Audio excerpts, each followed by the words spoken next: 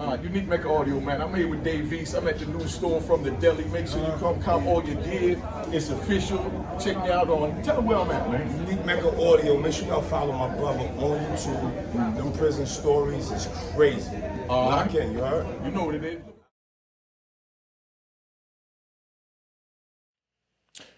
You know what it is. I'm going to enter you into the underbelly of what Tupac Shakur entered into. A lot of y'all is not going to like this, but it's not for you to like. It's for me to give you the real from a gangster street point of view. So sit back and enjoy the ride, man.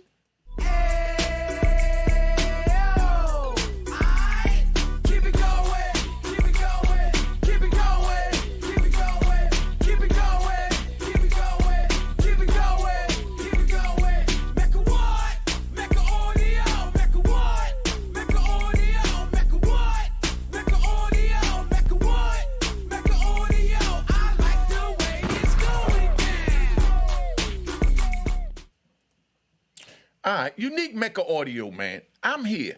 I'm going to bring you the nasty side of what Tupac Shakur entered into and his last breath that was heard by the Las Vegas Police Department was when they asked him, "Who shot you?" He said, "F you." That was Tupac's last words because he entered into the underbelly. Now, I want to say this. I'm a civilian now. I did 26 years in federal prison. I didn't tell on anyone. I had a chance to tell on my dead brother to walk out of jail a free man, to just give the feds everything they wanted to know, like Kingpin did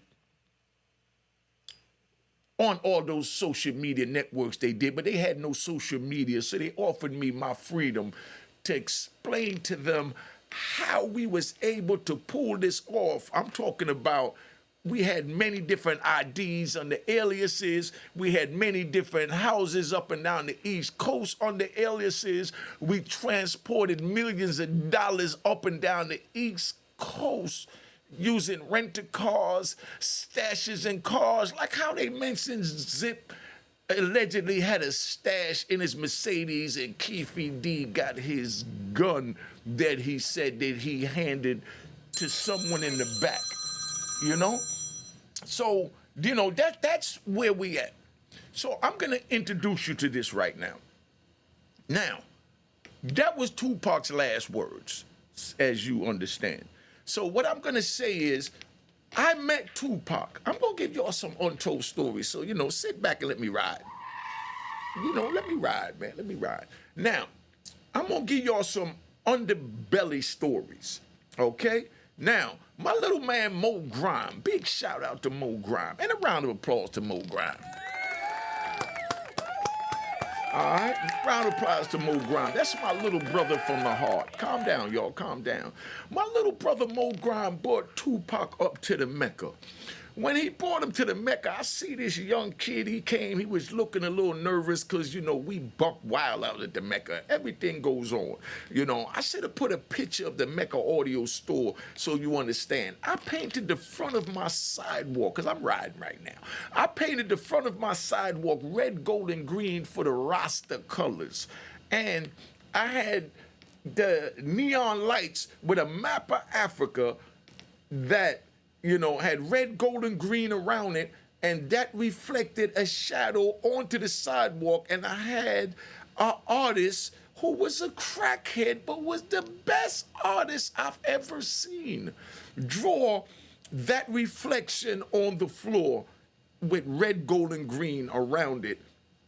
And no one was allowed to walk on that joint in front of the store unless you was a gangster. You understand what I'm saying? So that's how we rock that, right? So Tupac come up there, he see the way I'm running my operation, and he fell in love with it. Me, him, and Mo Grime went upstairs, and Tupac used to sit down. I'm gonna give y'all a little, you know, secret on Tupac. Tupac used to sit down and write rhymes or poems in the corner all day. It was a little studio we had right up over the Mecca Audio, recording studio, record shop, and so on and so on. So Tupac is up there and he'll sit in the corner and he'll just write rhymes from listening to the beats and listening to us talk. And he'll always crumple up papers and throw them in the garbage. You know what I mean? And just throw them, on the floor. That was the garbage, because, we in New York, So I picked up one of the papers one day, even though I couldn't read, and I unfolded. I said, "Why did you throw that out?" He said, "Nah, I'm going to start over."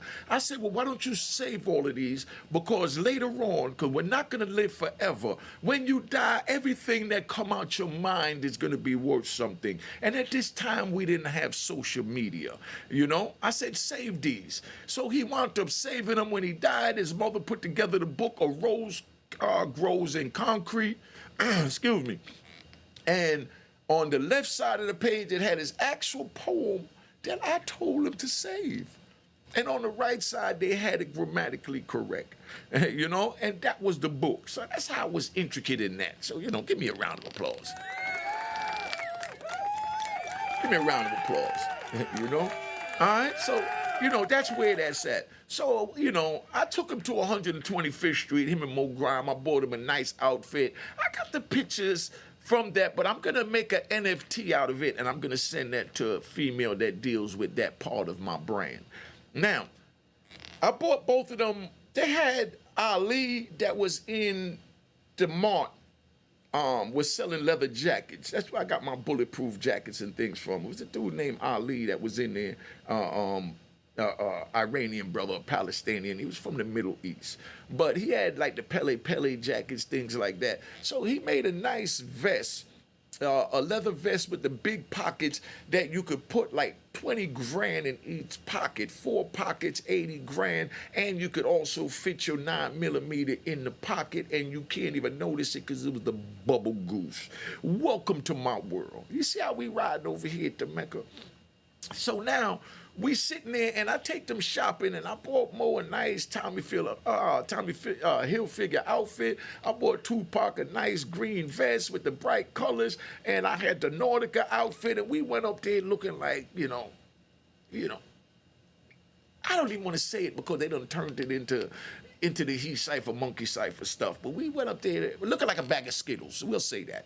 You know where I was getting ready to go with that. A bunch of colors. But we looking like a bag of Skittles. And I got pictures from that night. I got pictures and receipts for everything come out my mouth. So the rat bastards, flip-flop wearing in public trolls that want to hate, they can say what they want to say. I don't respond to all of them. I don't respond to most of them. But if I'm bored, I do it. You know what I mean? But anyway, let me ride back to Tupac. So, we got to hit the ride. All right. So we ride back to Tupac.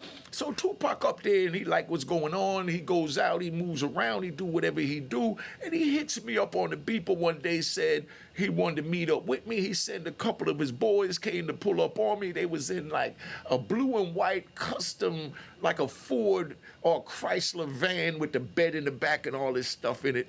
And they pull up on me.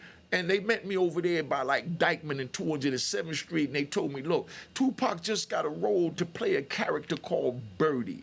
And he'll like to walk around with you so that you could show him how to be a gangster club owner, And I said, we ain't gonna be able to do that, but matter of fact, get Tupac on the phone. So I met up with Tupac at the Mecca, and I sat him down, and I said, yo, Pac, check it out, man.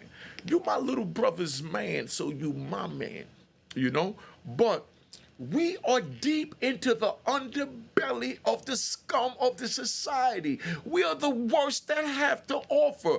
We're poisoning our community. We're dealing with self-preservation means that we only care about what we can gain for ourselves by taking from others, whether it's at gunpoint, crack vials selling, or breaking in a house.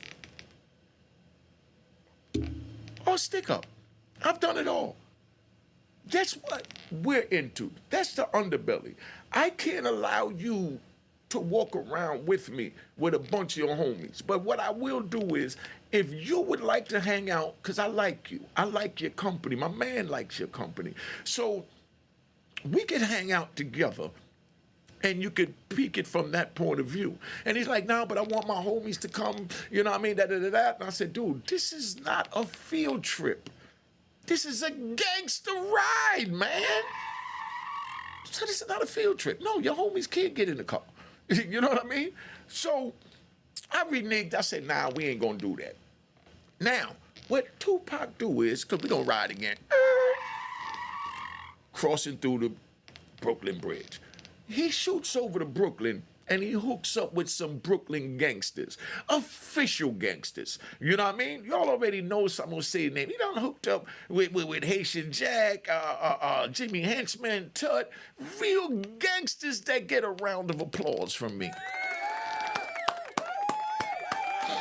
All right, calm down, calm down. Relax, y'all, relax, man, relax. Now, he hooked up with these gangsters over there. And when he hooked up with these gangsters, they allowed him to move with them for what they can use Tupac for. And Tupac agreed to move with them for what he could use the gangsters for. Because that's what life is about. Giving it to you raw. Y'all don't like me using that word, but screw you rat bastards. You know what I mean? And trolls that want it a polite way. Life is about using. You use your job to get a paycheck. I use YouTube to get Instagram followers. Instagram is on the screen, and my Cash App, which is on the screen. Make sure you push it to say 2020. There's no one in my last name, and I don't care if it's $1 or $5. You see what I'm saying? We all use each other. You use me for my entertainment that I'm giving you here today to break down these untold stories so you understand what goes on in the life of a gangster. Period. So we all using each other. But it's not a negative form of using. It's, you know, what the Europeans call it, because y'all want a proper word, you rat bastards, trolls, and flip-flop wearing in public snakes. So we're going to use the European word so you understand it a little better. Put it in the comments, because I know y'all disagree with a lot of things that I'm saying. They call it bartering. Before there was currency in this country, you know, and, you know, in the world, they use bartering. I need your cow to plow my field. And then the person that they're telling they need a cow to plow their field would tell them, well, I need, you know, some of the vegetables from your field. They said, okay, I'll let my cow work in your yard for a day. You give me a barrel of corn. You know what I mean? And that's bartering. You know, y'all like that word better? You know? But where we come from in the street, that's called using. I'm using your cow to grow my field, and you're using me to get a barrel of corn. You see how I break that down? That's why I say that the game is to be sold, not told, and my Cash App is on the screen. You know, just so you understand where I'm at. So now, Tupac goes over there to Brooklyn, and they're both using each other for what they could get. Tupac is using them for how to play birdie, but he wanted to run with me, being that I owned Club 2000 at the time. The rat bastards would say, oh, he didn't own Club 2000. Well, whatever you want to call it, call it. I'm not even going to feed into that because I reap the benefits from it. That's the way life is. You understand? You're always going to have suckers that when you crawl up that side of that barrel, you got a bunch of crabs in a barrel, and as one of the crabs crawl up, there's another one holding on to his claw, trying to pull himself out, and then there's another one holding on to the one trying to pull himself out, that's pulling him and the one on the top down. And that's what we have on YouTube when people go up here and say blasphemy and say lies. I even had one guy say that I wasn't charged with a Kingpin charge, when all this is documented in my federal indictment, and I served 26 years of life plus 20 with no chance of parole for a Kingpin charge. So do I respond to that foolery? Just say gunshots to the rat bastards that jumped out there. And we got to give them a third one. You know what I mean? I like that one too.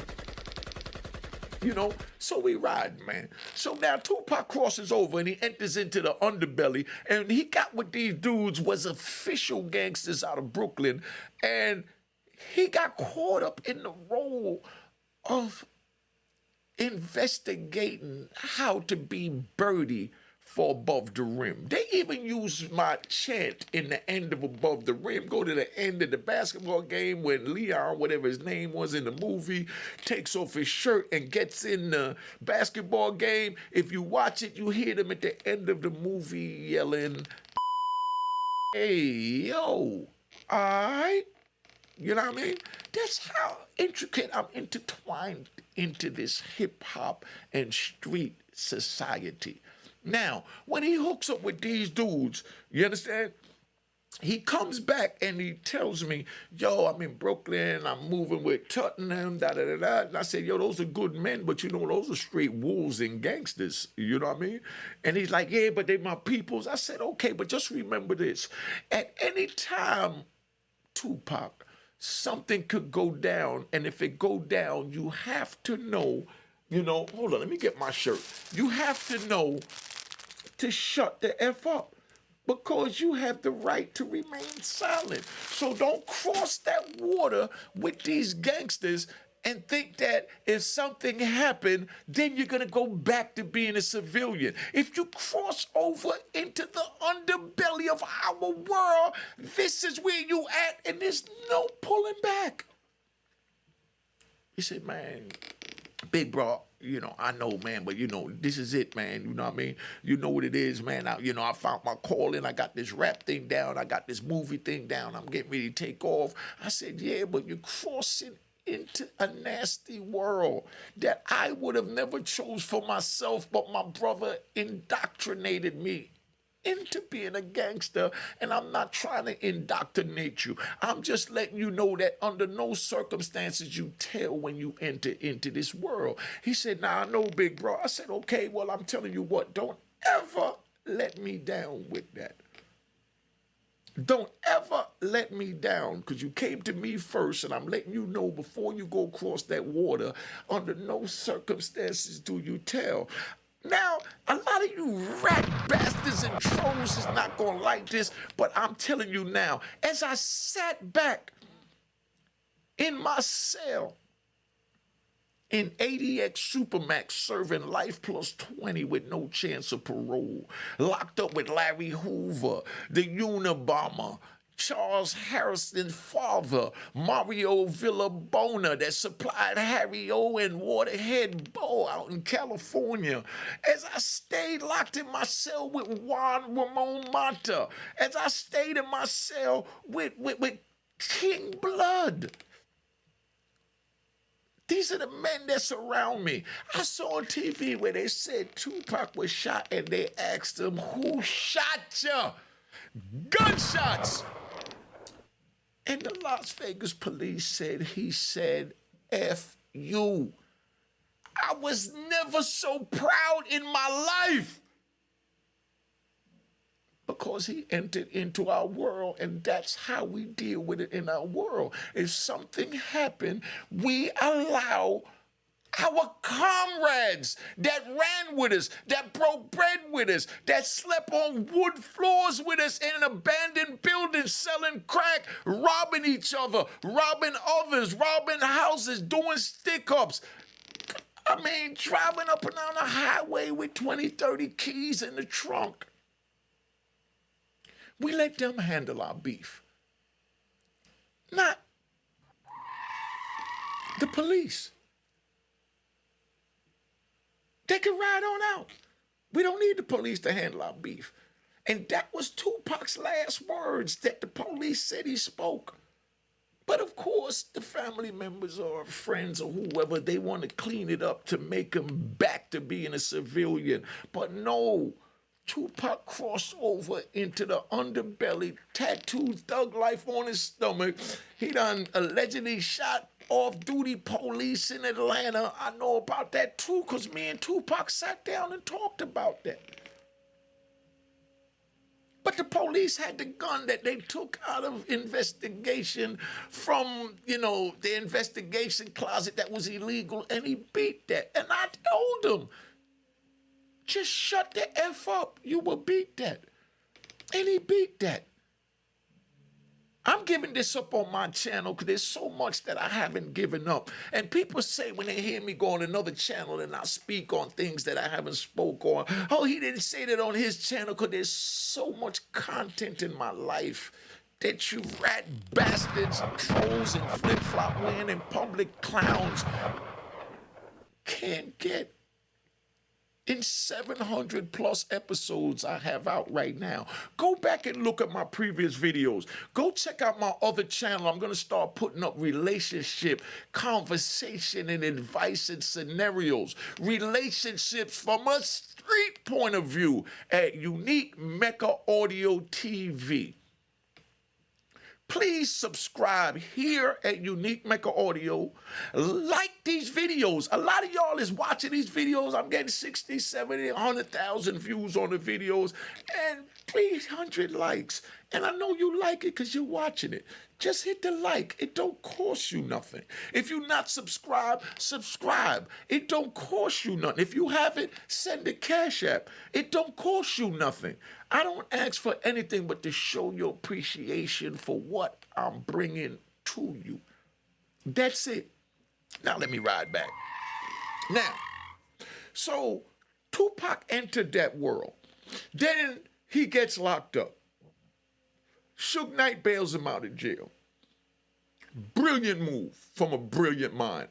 I seen Suge Knight's interview on TMZ where he said, yes, I was in the car. Yes, I saw the shooter, but I would never tell because I wouldn't wish jail on anyone. The same as I wouldn't wish jail on the dude that told on me and got me life plus 20 in the federal prison with no chance of parole. We don't do that. Tupac knew that. That's why when they asked him who shot you, he could have said blah, blah, blah. But he said zip, F you.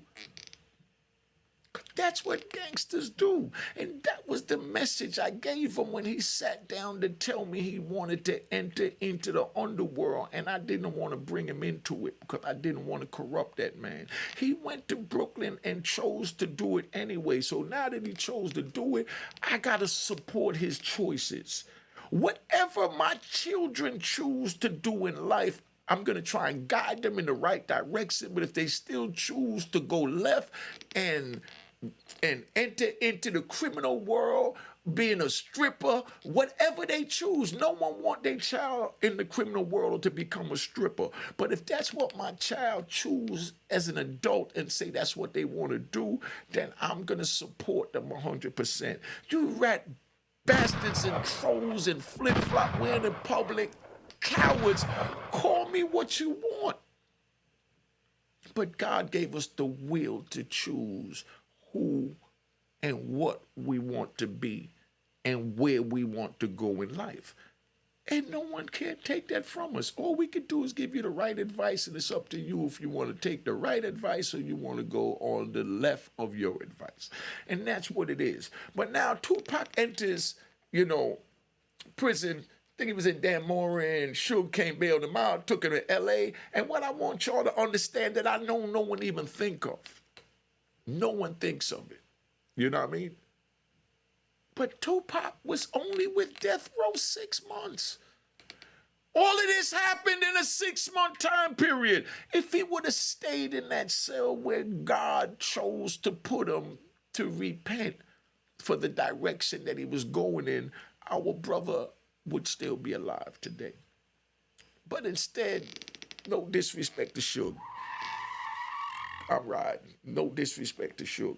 But instead, The devil allowed to get into Suge, to go push up on Pac, to pull him out of heaven on earth, which was a part of his transformation to be locked 23 hours a day in a cell for him to repent from the direction that he was going in. But the devil got to Suge, Suge got to Pac, and they pulled him out and took him into the devil's playground of the center of the gang-banging universe.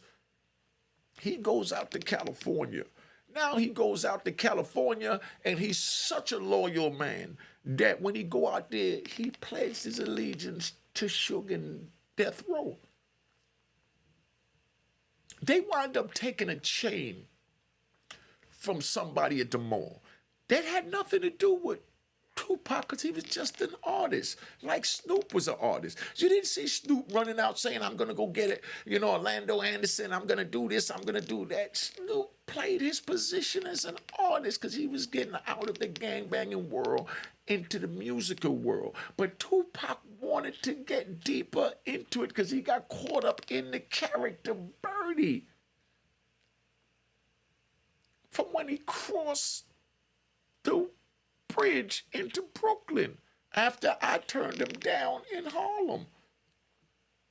So now he goes out there, and instead of Suge keeping him on the right path to be an artist, Suge allowed him to run wild because all that in the media was hype. It sold records, and they made millions. So Suge used Tupac for this gangster image that he's putting out to make money from Tupac. And that cost our brother his life. But what I don't like right now is I'm looking at YouTube, and y'all not going to like me for this, but I don't give a crap if you like me or not. I'm just giving it to you real. I'm so disappointed because Tupac's last words when they asked who shot you, rat on who shot you. Tell us who shot you, Mr. Tupac, so we can lock them up. And he said, F you. But now I look at YouTube and I see gangsters, so-called gangsters, alleged gangsters, saying justice for Tupac. Only justice Tupac wanted was street justice. That's why he didn't tell the police to get criminal justice who shot him. Y'all don't like it, I'm giving it to you real. I'm on the pulpit right now, damn it. Gunshots to those of y'all don't like it. If I'm saying too much, you're too angry, I'm going to give you 3 seconds to tap the hell off my channel.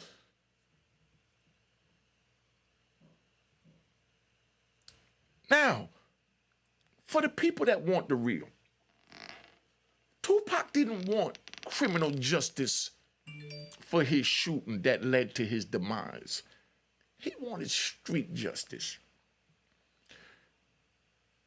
Suge Knight don't want criminal justice for Tupac's demise. He wants street justice. That's why he said he'll never tell, because it had nothing to do with the justice system, because they ran in the underworld of the gangs in California. And whether you're in the gangs or you're on the street selling crack in New York, 3-card Molly in New York, running scams in Ohio, Idaho, Chicago, Miami, or wherever. You don't need the criminal justice involved in your business. I don't sleep. Listen, man, listen, because I'm getting ready. I'm getting ready to have to tap off because I'm starting to sweat and I'm getting angry. I'm getting hype, and I don't want y'all to see that side of me. But this is for the young people watching this so they understand how serious this is. Don't get involved in the street. None of this is to promote anything. I'm not promoting don't snitching for the rat bastards that have no content, that want to twist up my words. If you're a civilian, you go to school, get a job, you on man time, and that's the real man time. But when you enter the criminal world and you decide to pick up a pistol, pick up a flag from a gang, pick up a credit card to do a scam, now you're a criminal. Period. And there's rules to that shit. And the rules is you don't tell. In the civilian world, the rules is if you see something happening against the law that's violating your society, by all means you tell. But you gotta pick a side. And stay in your lane.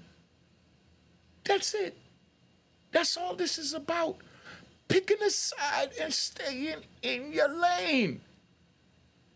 Tupac picked a side and he stayed in his lane till his last breath. Now I'm gonna tap out right there, cop the book of Raw in Harlem, put your stupid rat bastard flip-flop wearing in public troll comments in my joint. But if you get disrespectful, I will block you, because I believe that a civilian is supposed to stay out of a gangster's world.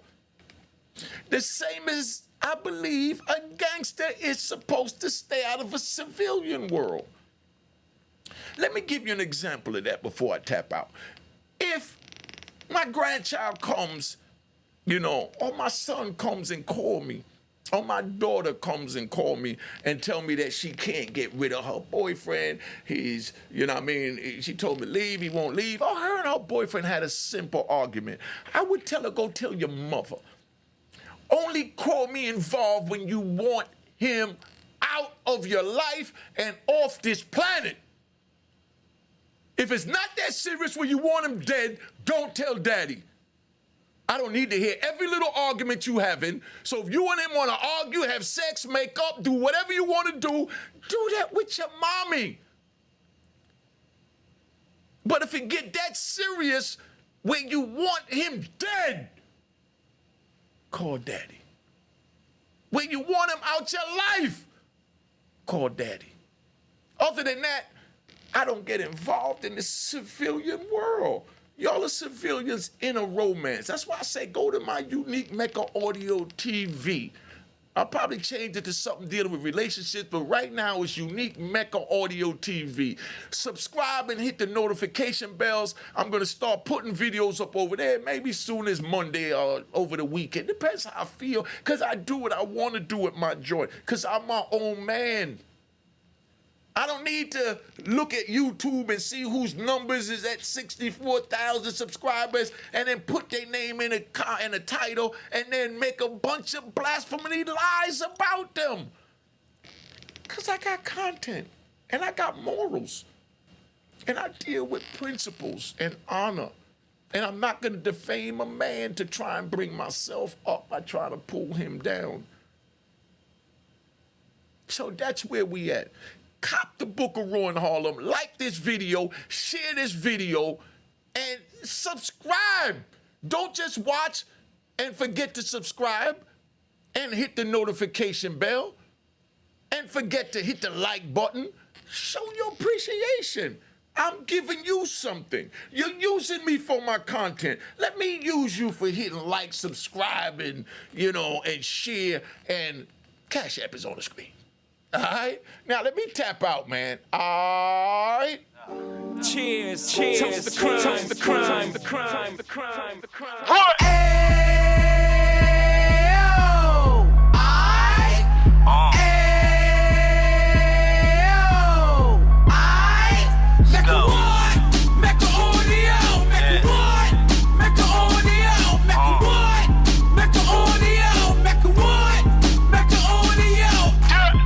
Fresh out the can of 26, he back on the strip, getting back in the mix. What he mentions a gift. You stand up 10 toes down, and I suggest you pay attention to this. Real. Take a little gully posse and put it in Harlem. He cut from the bottom, came up from the bottom. Drop the book, you should go and get it. The Instagram page and the YouTube, you could go and visit. Then you could consider yourself LinkedIn. Sit front row and get Jews from a Kingpin. How he went through it, so you ain't gotta go do it. To not pay attention would be stupid. Talking about about a man that probably put your grandfather on. Probably the reason that him and your grams got along. A man that generated millions on the block, did his time, never squilling to the cops, make an audio.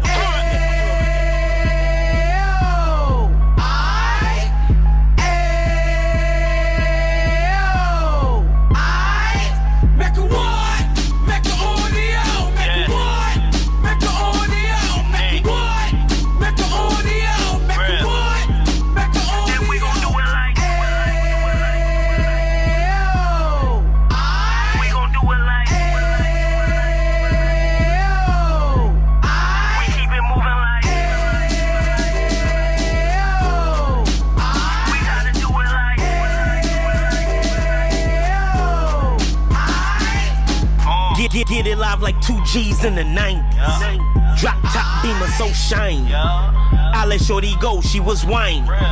Treat her like my past, she behind me. Spend a couple bands on the Dapper Dan. You be back again, getting green like a Packers fan. No cap, it's a raw in Uptown. Baby horn Uptown, Dominican bust downs. Now we on the positive, we got a lot to give. Now he trying to stop the kids from being inoperative. So take heed, homie, lend a ear. He started in Uptown, he gon' finish dead. But now it ain't about selling drugs, buying cars. It's about buying property to make the community ours. So we can give back to the youth them. Cause they the truth them. And bless up to all the root men.